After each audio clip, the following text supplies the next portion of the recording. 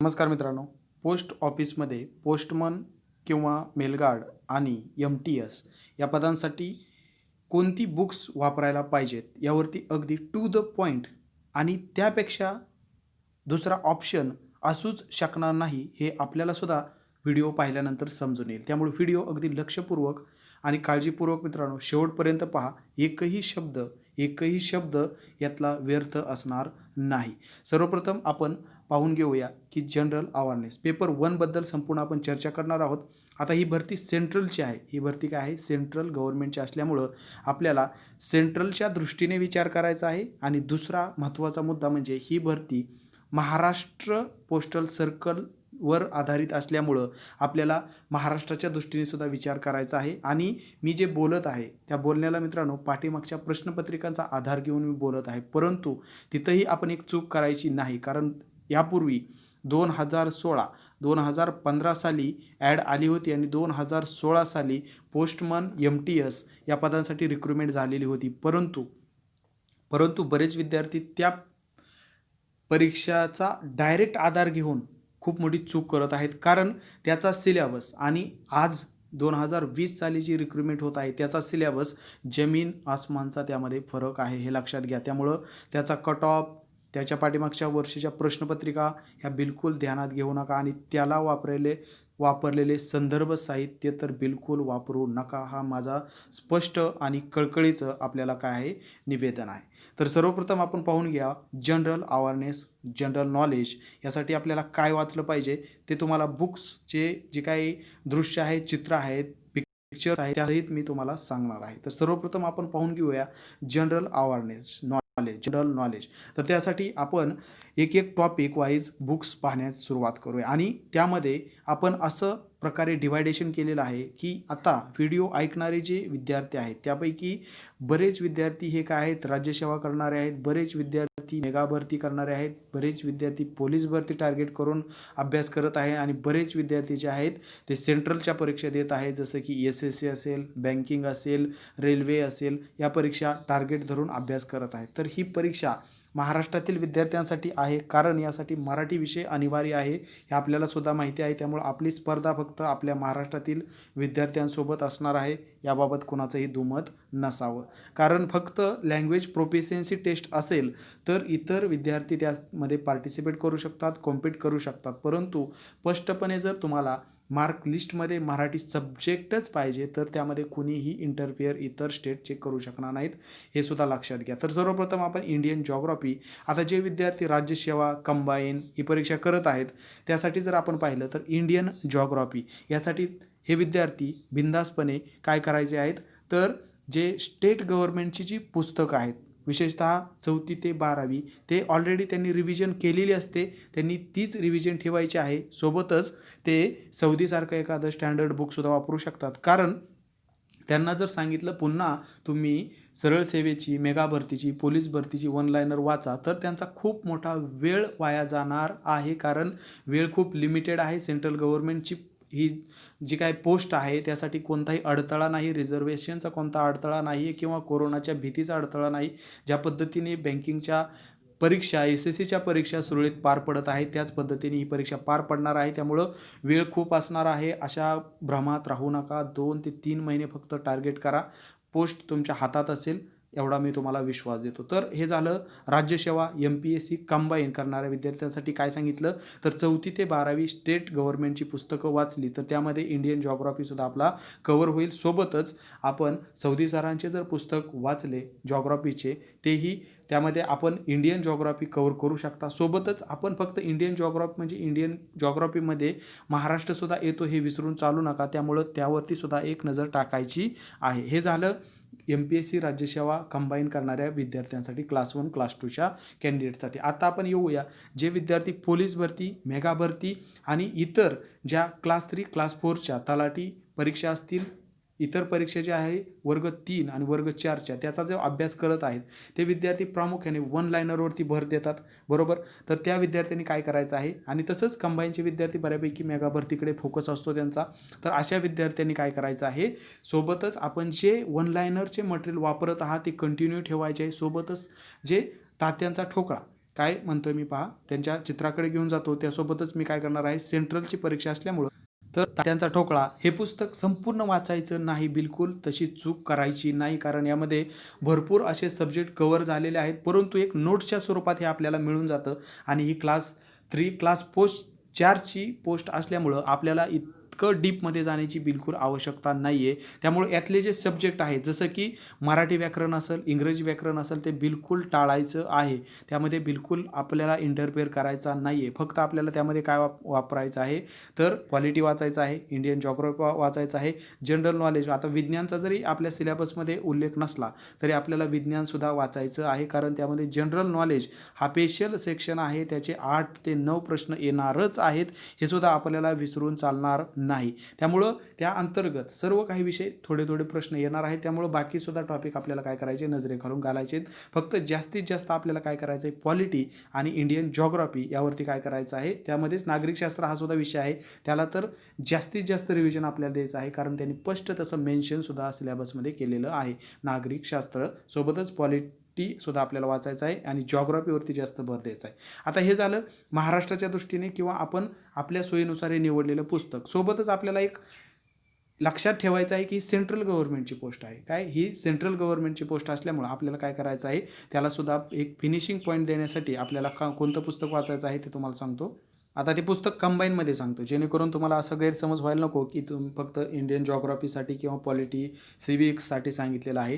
तर ते पुस्तक एवढ्यासाठी वाचायचं आहे की तुमचा हा जो सेक्शन आहे, कोणता सेक्शन, तर हा जो सेक्शन आहे जनरल नॉलेज, हा सेक्शन कवर होईल. तर तुम्ही आता मी जे सांगितलं ते तर रामबाण पुस्तक आहेच, त्याच्या व्यतिरिक्त आपल्याला इतर वाचण्याची सुद्धा आवश्यकता पडणार नाही. परंतु जर आपल्याला वाटलं वेळ शिल्लक आहे किंवा आपण इतरसुद्धा आपलं नॉलेज अजून स्ट्रॉंग करायचं आहे, बिल्ड करायचं आहे, तर आपल्याला एक पुस्तक लुसेंट नावाचं पुस्तक जे आहे ते बाजारात भरपूर जण विद्यार्थी वाचतात आणि जे सेंट्रलच्या परीक्षा देतात तर नक्कीच वाचतात. आणि ही परीक्षा सेंट्रल गव्हर्नमेंटची असल्यामुळं आपल्याला या पुस्तकाकडे सुद्धा काय करायची, एक नजर टाकायची आहे. जनरल नॉलेज, लुसेंटची भरपूर पुस्तकं आहेत, पण जनरल नॉलेज नावाने काय आहे, लुसेंटचं एक पुस्तक आहे. ते पुस्तक आपल्याला या स्पेशल सेक्शनसाठी काय करायचं आहे, वाचायचं आहे.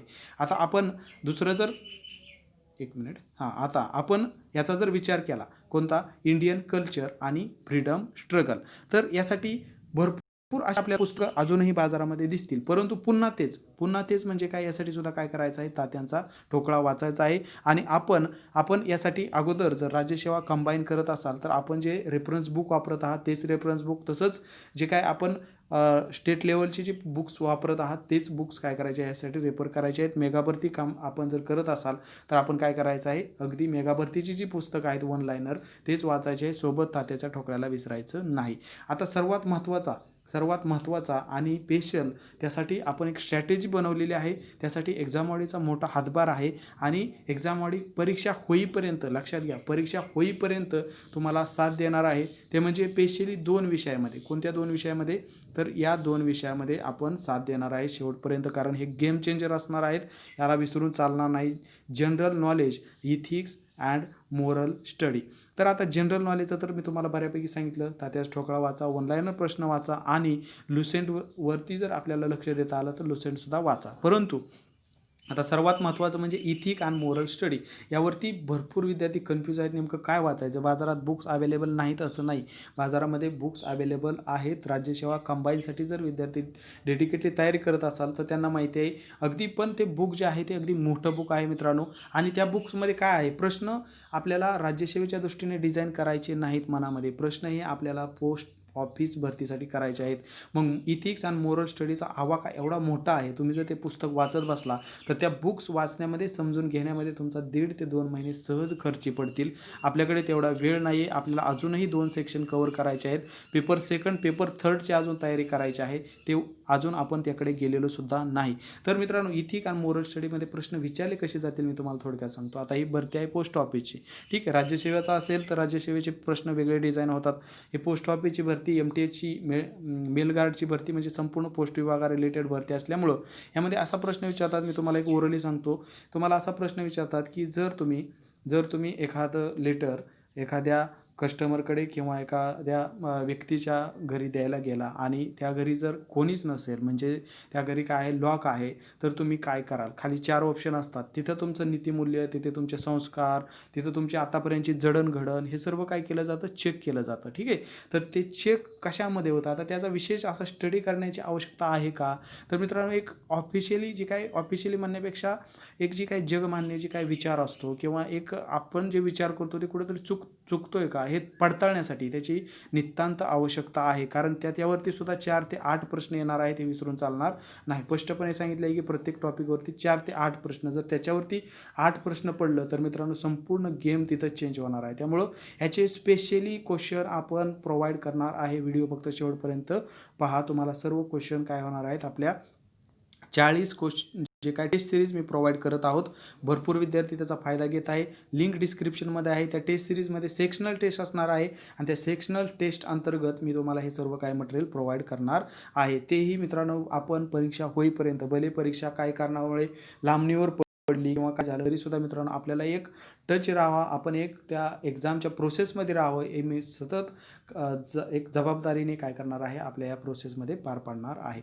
आता मित्रांनो हे झालं आपण जनरल नॉलेजबद्दल, अगदी गेम चेंजर जो सब्जेक्ट होता त्याबद्दल पाहिला. आता आपण पाहूया बेसिक अरिथमॅटिक. आता काय पाहूया आपण, बेसिक अरिथमॅटिक. यासाठी मी फक्त 2 बुक्स रेफर करणार आहे आणि सेंट्रलच्या दृष्टीने आपल्याला ते बुक किती महत्त्वाचं आहे आणि आपण जे डेली अभ्यास करतो त्या दृष्टीने आपल्याला कोणतं बुक वापरायला पाहिजे, जेणेकरून आपल्याला ते फॅमिलियर वाटेल, ओळखीचं वाटेल आणि बिलकुलही सिलेबस किचकट वाटणार नाही. तर आपण त्या बुक्सकडे जाऊया, म्हणजे आपल्याला स्पष्टपणे समजून येईल. मॅथ हे बुक तुम्ही बिनधास्तपणे वापरू शकता, कारण यात क्लुप्त्या खूप आहेत. तसंच शॉर्ट ट्रिक असल्यामुळं आपल्याला काय होणार आहे, बेसिकसुद्धा दिलेलं आहे.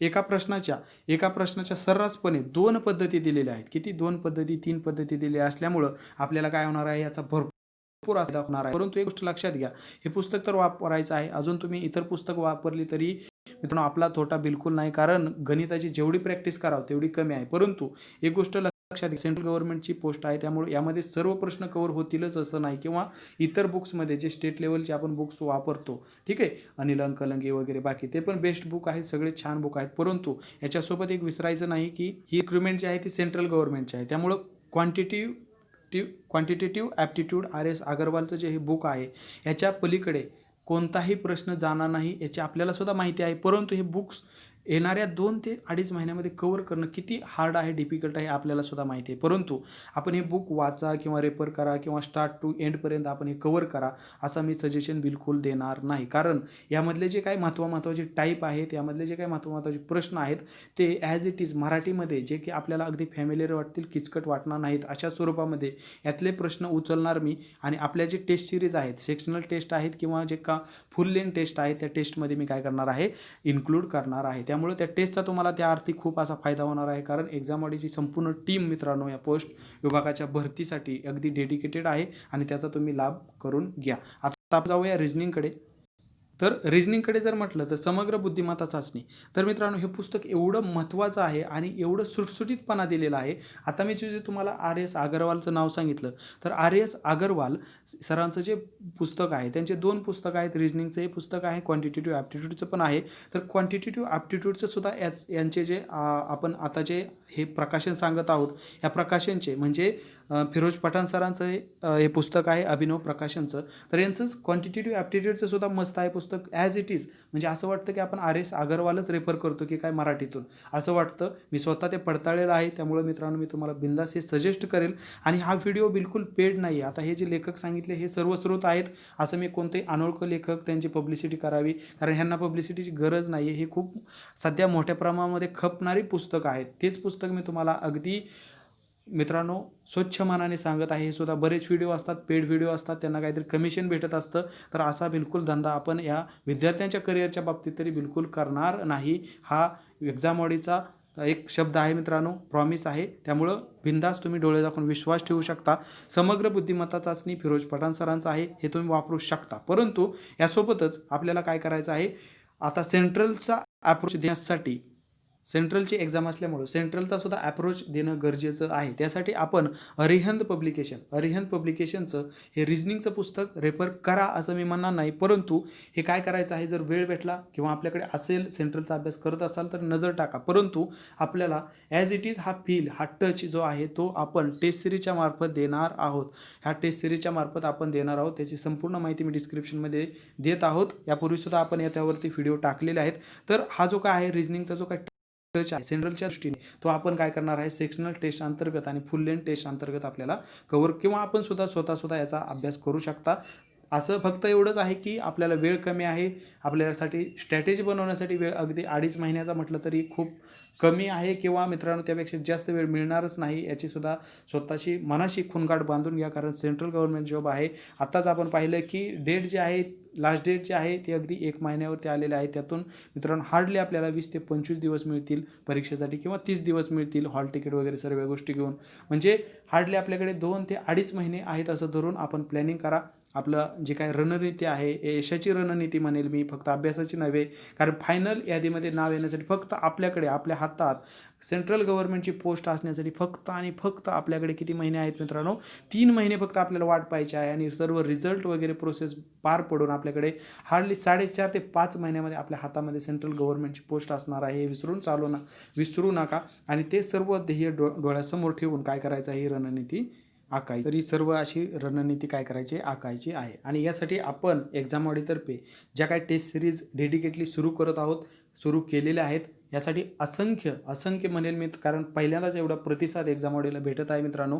आणि आपण सुद्धा त्या प्रतिसादाला अगदी सार्थपणे उतरत आहोत. संपूर्ण एक्झाम ऑडी टीम यासाठी कष्ट करत आहे. कारण एकही असा व्यर्थ प्रश्न जेणेकरून आपण त्या परीक्षेसाठी उपयुक्त नसेल असा एकही प्रश्न यामध्ये ॲड करणार नाही आहे. आणि अगदी डेडिकेटली परीक्षा होईपर्यंत आपल्यासोबत असणार आहे. या टेस्ट सिरीजच्या माध्यमातून आपल्याला वेगवेगळे प्रश्न प्रोव्हाइड करून आपल्याला एक सतत मोटिवेट कसं ठेवता येईल, हे संपूर्ण आपण या प्रकल्पातून आपण आपल्यासोबत राहण्याचा प्रयत्न करणार आहे. तर या 40 टेस्ट आहेत, विथ टायमर असणार आहेत. कारण ऑनलाईन एक्झाम आहे, विसरून चालायचं नाही. सतत ऑफलाईन जर प्रॅक्टिस केली तर एवढा असा फायदा होणार नाही. त्यामुळं कोणतीही टेस्ट सिरीज घ्या, कोणत्याही आपण एजन्सीकडून घ्या, आपण काय करायचं आहे, ऑनलाईन टेस्ट घ्या. त्यामध्ये टायमर हा ज्या परीक्षेमध्ये आहे 90 मिनिटाचा टाईम आहे परीक्षेमध्ये, 100 मार्क आहेत. अगदी त्याच दृष्टीने आपण काय करायची, टेस्ट सिरीज घ्यायची आहे. तर इथं सर्व काय मी आता जे तुम्हाला सांगितलं, इथिक्सचे प्रश्न मिळतील, जनरल नॉलेजचे मिळतील, अत्यंत महत्त्वाचे आहेत ते प्रश्न मिळतील. इतर जो सिलेबस आहे ते सुद्धा प्रश्न आपल्याला या टेस्ट सिरीजमध्ये मिळतील. तर मित्रांनो, आशा करतो आपल्याला हा व्हिडिओ लाभदायक तर ठरलेला असेलच. आणि आपण जर टेस्ट सिरीज घेण्याचा विचार करत असाल तर हा जो व्हॉट्सअप नंबर दिसत आहे 72 48 93 0176, यावरती काय करायचं आहे, कॉन्टॅक्ट करायचा आहे. बाकी मी जे बुक्स रेफर केले ते कोणतेही पेड बुक्स नाही आहेत. त्यामध्ये माझा कोणताही स्वार्थ वगैरे बिलकुल नाही. त्यामुळं ती बुक्स मित्रांनो आपण डोळे झाकून प्रिपेअर करा. आपण जे आतापर्यंत तयारी करत आहात त्या तयारीला धरूनच कंटिन्यू प्रिपरेशन कशी करावी हे अगदी मी मुद्देसूदपणे सांगितलेलं आहे असं मला वाटतं. जर तुम्हालाही वाटत असेल हा व्हिडिओ माहितीपूर्ण ठरलेला आहे तर मित्रांनो एक लाईक नक्की करा. नवीन असाल तर चॅनलला नक्की सबस्क्राईब करा आणि आपल्या बांधवांपर्यंत हा व्हिडिओ शेअर करायला विसरू नका, जेणेकरून त्यांनासुद्धा फायदा होईल या व्हिडिओचा. तर भेटूया मित्रांनो पुढच्या व्हिडिओमध्ये. धन्यवाद.